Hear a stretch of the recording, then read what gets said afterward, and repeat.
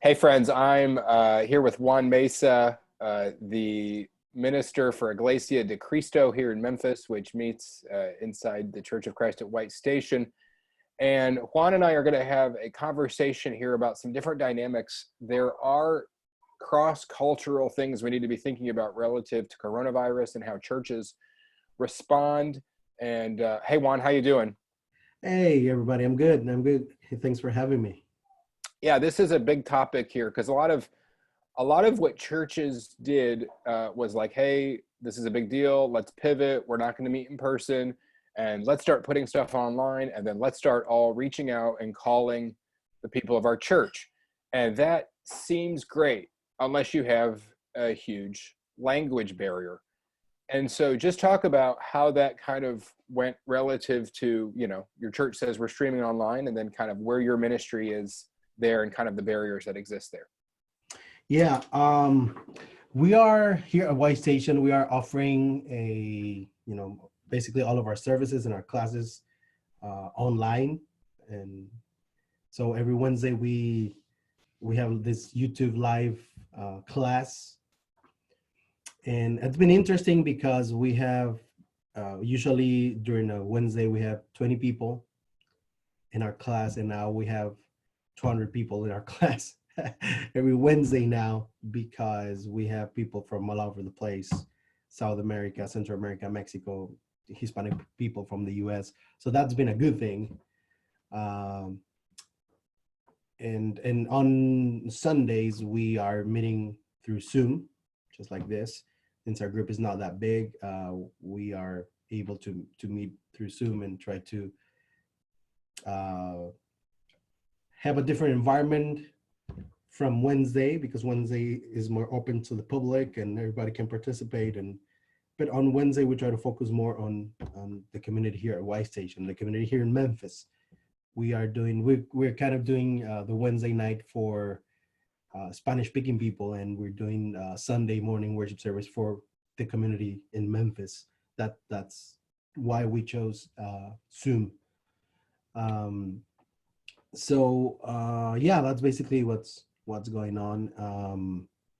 It's a challenge because culturally we are a culture that hugs, that kisses, that spend a lot of time together, spend a lot of time around the table, and that's not happening anymore.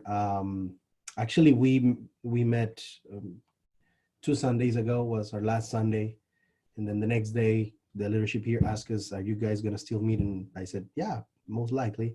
But then during that week, things got uh, uglier with the coronavirus and stuff. So we were not able to meet that Sunday. So that's basically where we are right now.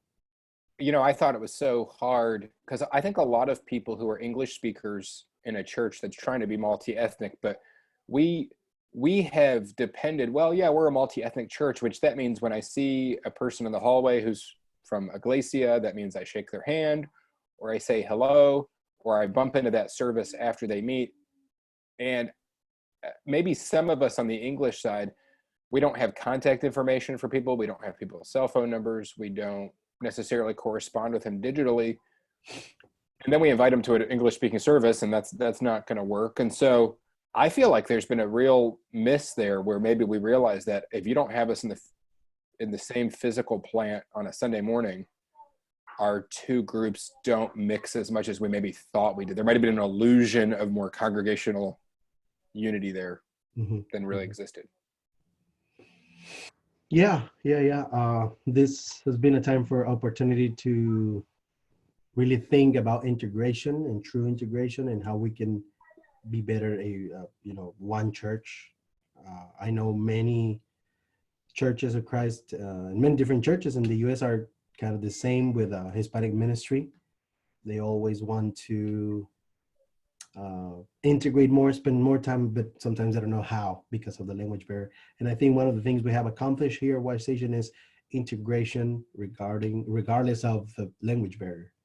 So, and we're still working on that, but it's been these days with this crisis and with this situation has been a challenge for sure.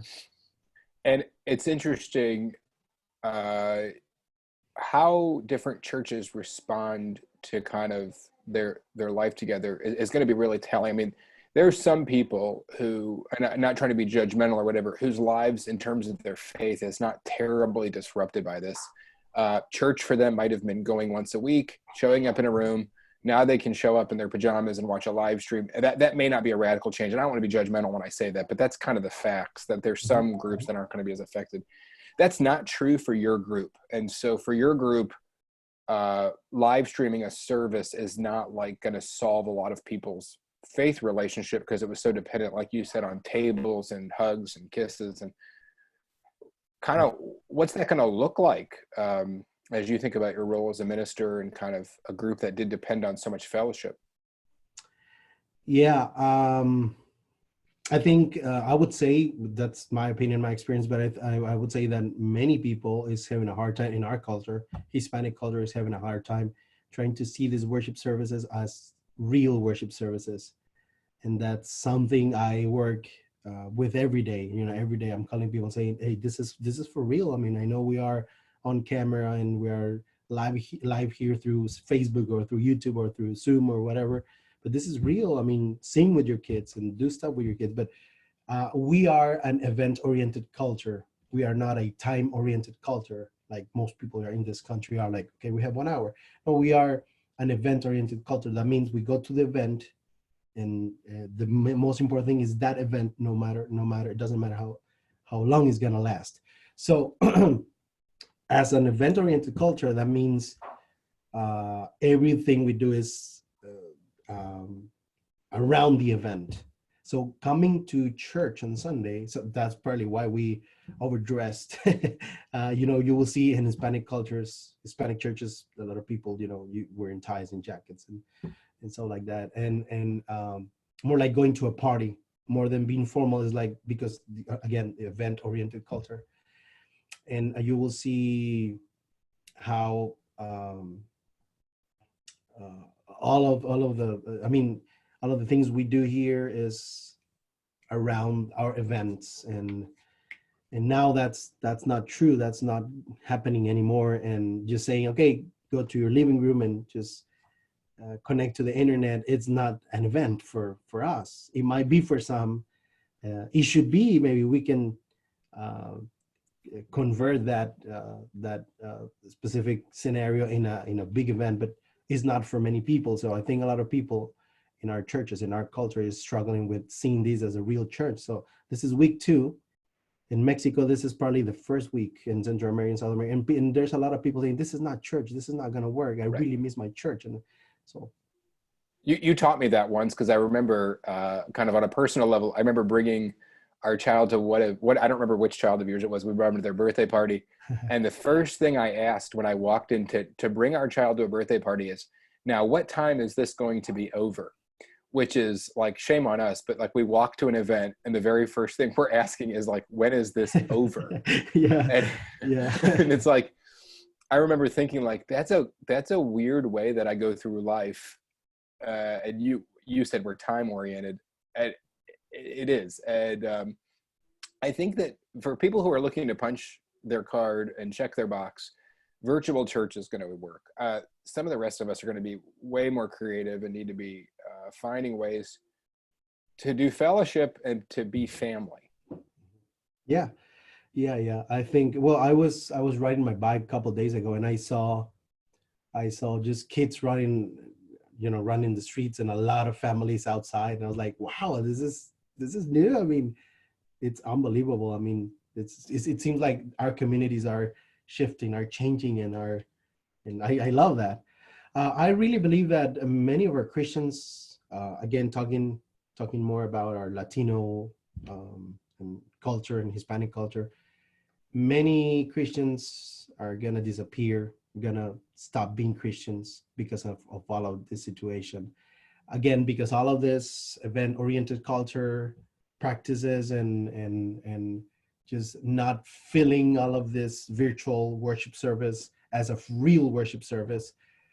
I think eventually many Christians are going to say, I just give up. And maybe when all things just come back to normal, their faith is not going to be there anymore.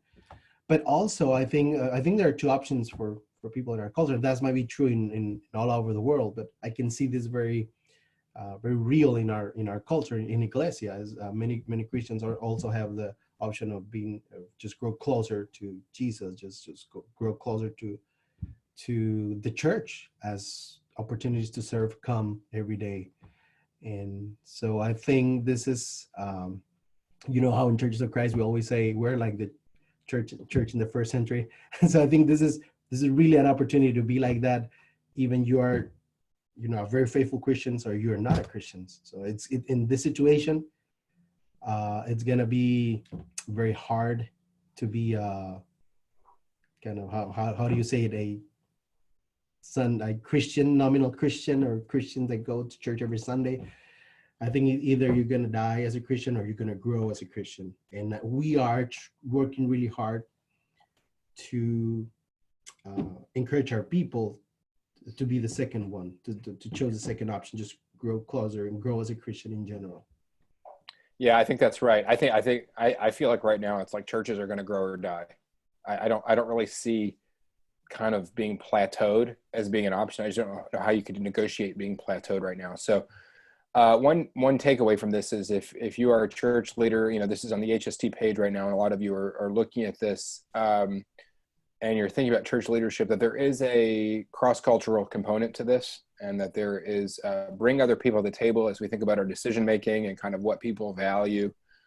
That seems really important right now, and make sure that you talk to all the shareholders and the stakeholders in decisions, because I do think different communities and churches do view things differently.